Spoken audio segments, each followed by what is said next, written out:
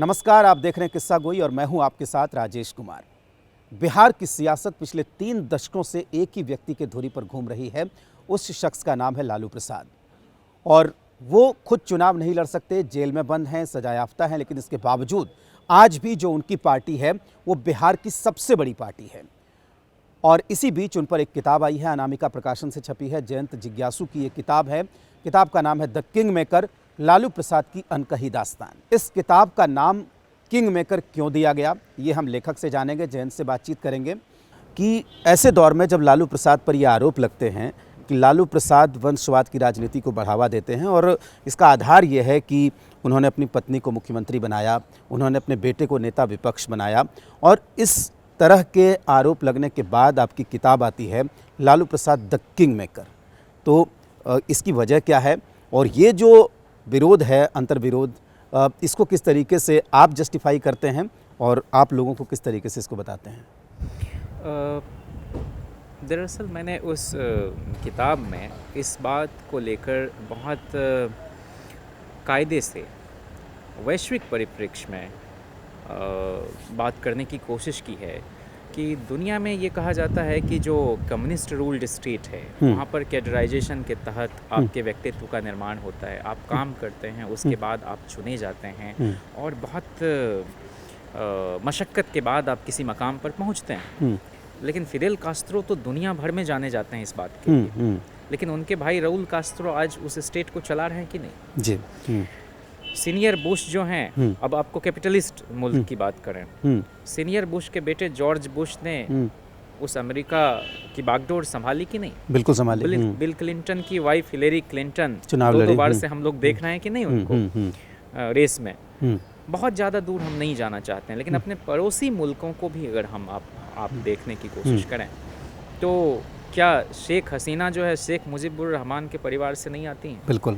Even जो तानाशाह, सैन्य तानाशाह जिसको कहते हैं, जियाउर रहमान की बेटी, जियाउर रहमान के परिवार से बेगम खालिदा जिया नहीं आती हैं? बिल्कुल। आपको पाकिस्तान में जो है जुल्फिकार अली भुट्टो, बेनज़ीर भुट्टो, फिर उनके बिलावल भुट्टो, सारे लोग, और जो भंडार नाइके, अभी नवाज शरीफ की बेटी भी अभी है। बिल्कुल। और भंडार नाइके दंपति जिन्होंने श्रीलंका की कमान संभाली थी, उनकी बेटी श्रीमती चंद्रिका कुमार तुंग, वो वहाँ की राष्ट्रपति नहीं रही। बिल्कुल। मेरा यह कहना है कि, और अपने देश में तो आप देख रहे हैं कि सैकड़ों हजारों उदाहरण पड़े हैं। लोग सिर्फ नेहरू परिवार को कोसते हैं कि भाई नेहरू जी ने अपने जीते जी इंदिरा जी को कांग्रेस का अध्यक्ष बनवा दिया, लेकिन मैं इस बात से भी इत्तेफाक नहीं रखता हूँ, इसलिए कि बनने के बाद इंदिरा जी ने क्या क्या काम देश हित में किए, राष्ट्र निर्माण में उनकी क्या भूमिका रही, नेशनलाइजेशन ऑफ बैंक से लेकर प्रिवी पर्स खत्म करना, बांग्ला मुक्ति संग्राम, जिसमें कि यह दुनिया में ये एक मिसाल है कि भारत ने कभी भी लोभ लालच की दृष्टि से उसके सुई के नोक के बराबर ज़मीन पर नहीं देखी, जबकि उस पूरे मुल्क को बनाने में जो उनकी अमेरिका के आगे घुटने नहीं टेकना। बहरहाल मैं यह कह रहा हूँ कि किसी भी परिवार से आने वाला व्यक्ति जिसको एडल्ट फ्रेंचाइजी का राइट है, उसको चुनाव लड़ने का भी हक है, बिल्कुल अधिकार है, और आखिरकार जनता के बीच से ही स्वीकार्यता हासिल वो करेगा या करेगी। इसी बिहार में हम सब ने देखा है कि लालू प्रसाद जी भी चुनाव हारे हैं, राबड़ी जी भी चुनाव हारी हैं, बिल्कुल। मीसा भारती जी भी चुनाव हारी हैं। तो जमहूरियत में तो जनता ही तय कर रही है सब कुछ, और लालू जी ने राबड़ी जी को मुख्यमंत्री बना दिया, यह कहना भी थोड़ी ज़्यादती इसलिए होगी कि हम पूरी लोकतांत्रिक व्यवस्था में देख रहे हैं कि विधायक ही विधायक दल का नेता चुनते हैं, और राबड़ी जी ने अपने राजनीतिक जीवन की शुरुआत में उस वक्त, चाहे वो प्रभु चावला जी हों, चाहे वो तवलीन सिंह जी हों, जिस वक्त लोग कहते थे कि पता नहीं कैसे बात करें, वो कह रहे हैं कि मतलब दिग्गज पत्रकार देश के जो थे, सवालों से छलनी हो जिसको कहते हैं, वो बहुत सहजता और सरलता से कर रहे हैं कि नहीं, हमको हमारी पार्टी के नेता लीडर्स ने चुना है, विधायकों ने चुना है।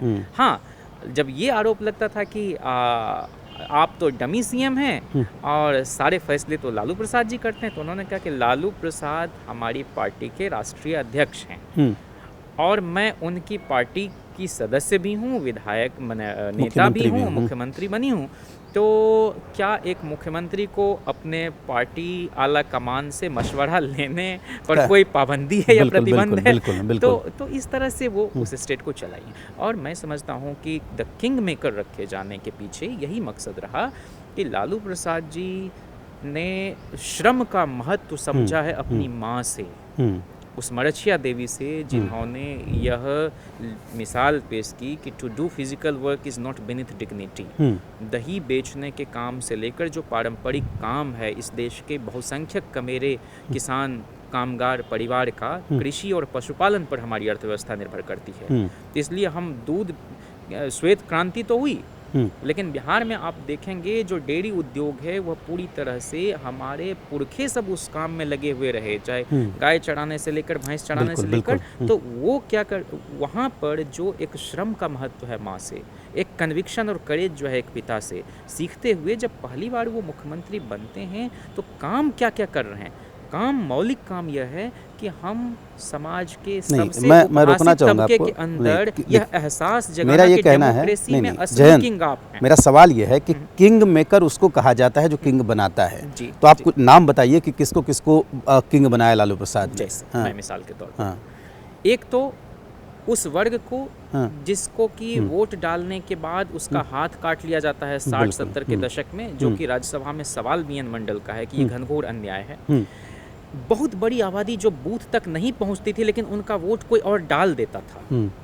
इसको रिवर्स करना पूरे मिथिलांचल के इलाके में, बिहार के बड़े इलाके में, मगध के इलाके में, जहां हमारी माएँ बहनें वोट ही नहीं डाल पाती थी, उनको यह एहसास कराया कि तुम असल किंग हो। बिल्कुल बिल्कुल। तुम तय करोगे, 5 साल के बाद ही तुम्हारे दरवाजे पर ही दस्तक देनी पड़ेगी उन लेजिस्लेटर्स को, तो तुम असल किंग तुम हो।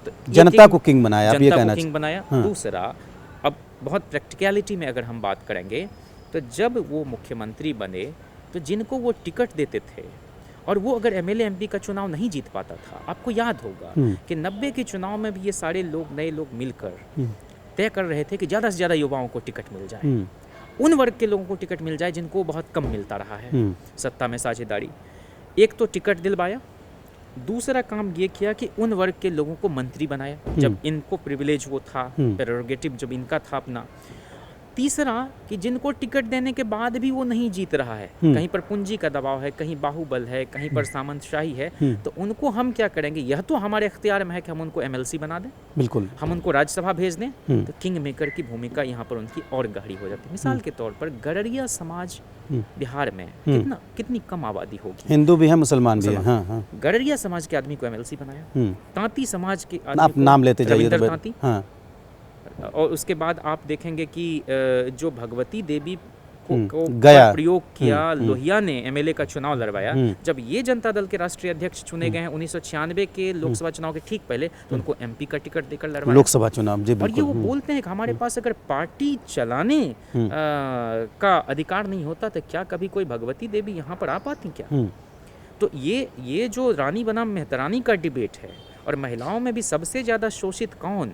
एक तो सारी महिलाएं हम समझते हैं कि शोषण का शिकार किसी न किसी रूप में रही हैं, अगर उनको उनके पसंद के हिसाब से उनका मन राजनीति करने का है, लेकिन घर की इज्जत के नाम पर उनको नहीं उस फील्ड में ठीक से आने दिया जा रहा है, तो वह भी एक किस्म का सप्रेशन है। लेकिन उसमें भी सबसे ज़्यादा सप्रेस्ड कौन है? उनको उठाओ ऊपर। एक तो ये। दूसरा, 91 के लोकसभा चुनाव में भारत के बहुत सारे राज्यों में बहुत बुरा प्रदर्शन हुआ, मंडल लगने के बावजूद, जबकि एसएम जोशी साहब ने कहा था कि अब मैं चैन से इस दुनिया को विदा कह सकूंगा, क्योंकि जिन मूल्यों के साथ हमने समाजवादी राजनीति की है उसके एक बड़े फलक को इन नए लोगों ने छुआ है और उसको अमली जामा पहनाया। मंडल कमीशन की रिपोर्ट लागू होने, लेकिन उसमें शरद यादव चुनाव हार जाते हैं बदायूं से। बिल्कुल। उसमें हमारी पार्टी का बिहार में लालू प्रसाद के करिश्माई नेतृत्व में तो बहुत शानदार प्रदर्शन हुआ, लेकिन वो नाकाफी था एक सूबे के प्रदर्शन से दोबारा सत्ता में आना। 96 में जब इनको बागडोर मिली, तब भी जब कई लोग संयुक्त मोर्चा की सरकार हवाला में चले गए थे, तो अगर 91 का भी रिजल्ट रिपीट हो जाता बिहार में, तो लालू प्रसाद को प्रधानमंत्री बनने से कोई रोक नहीं सकता। लेकिन जब वहां पर वो किंग नहीं हुए हैं, तो उन्होंने अपनी पसंद के आदमी, किसान परिवार से आने वाले देवगौड़ा जी को प्रधानमंत्री बनाने में भूमिका निभाई। फिर जब ये हुआ कि भाई हमारी पार्टी का राष्ट्रीय अध्यक्ष हम खुद, हमारी पार्टी के प्रधानमंत्री गठबंधन सरकार में हम खुद मुख्यमंत्री, और उसके बाद हमको उलझाया जा रहा है उस मकर जाल में।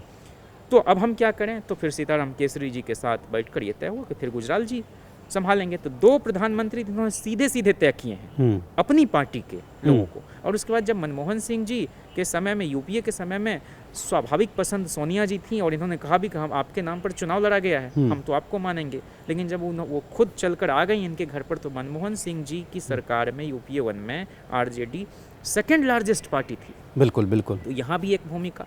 झारखंड और बिहार मिलाकर 54 सीटें, 54 सीटों का मतलब है 543 में लगभग 1/2 सीट, 10%। और 10% सीटों पर किसी भी उम्मीदवार का मुस्तकबिल कैसे तय हो, उस जनता को कन्विंस करने के काम में एक लीडर के रूप में जो उनकी भूमिका रही है, वो कोई छोटी मोटी भूमिका नहीं थी। इस बार आप देख लीजिए 19 में हेमंत सोरेन जी वहाँ के मुख्यमंत्री हुए, हमारी पार्टी 7 ही सीट पर लड़ रही थी, 5 पर हमारी जीत होती, लेकिन बहुत मार्जिनली हम हारे हैं, कम अंतर से हारे हैं। तो वहाँ भी उनका मशवरा, सबसे पहले अगर हेमंत सोरेन जी मिलने कहीं पर गए हैं तो वो लालू प्रसाद जी से, और उनका धन्यवाद ज्ञापित करें। नहीं, आपके पास आंकड़े हैं और आंकड़े सच भी हैं और ये सही बात है। लेकिन जब चुनाव में आप जाते हैं तो नीतीश कुमार लगातार ये कहते हैं कि अगर मैं चुनाव जीता तो मुझे अपने बेटे को मंत्री नहीं बनाना है, मुख्यमंत्री नहीं बनाना है, तो कहीं ना कहीं एक असहजता की स्थिति आती है। इसको तो आप मानेंगे? नहीं, मैं उस व्यक्ति के सामने जिसको आप किंग मेकर कहते हैं, यह बिल्कुल असहज स्थिति नहीं है, बल्कि मैं तो उसको बड़े गौरव के साथ कहता हूँ कि एक वक्त पटना से नहीं तय होता था कि मुख्यमंत्री कौन होगा, दिल्ली से तय होता था। रातों रात सिर्फ तय ही नहीं होता था। 80 से 85 आप देखिए 2 मुख्यमंत्री हो गए, हुए ना 2 मुख्यमंत्री। 85 से 90 आप देखिए 4 मुख्यमंत्री हुए। तो स्थिर ही नहीं रहता। और श्री कृष्ण सिंह जी के बाद बिहार में 5 साल का कार्यकाल पूरा करने वाले लालू प्रसाद बिल्कुल, फिर राबड़ी जी हुई, उसके बाद नीतीश जी हुए।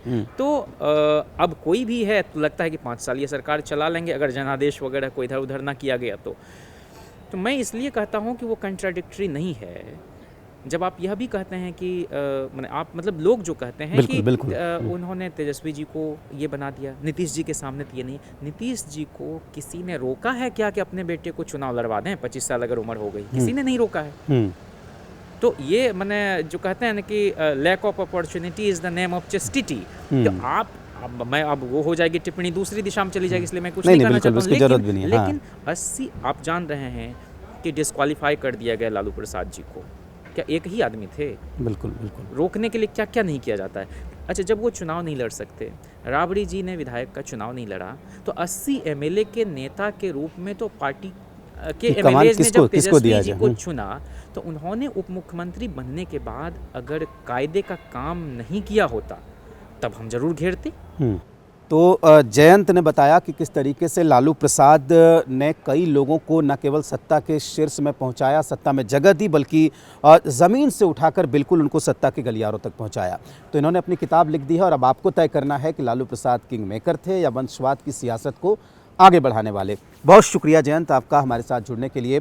तो अगले अंक में किस्सा गोई के एक और अंक के साथ मुलाकात होगी आपसे, तब तक के लिए नमस्कार।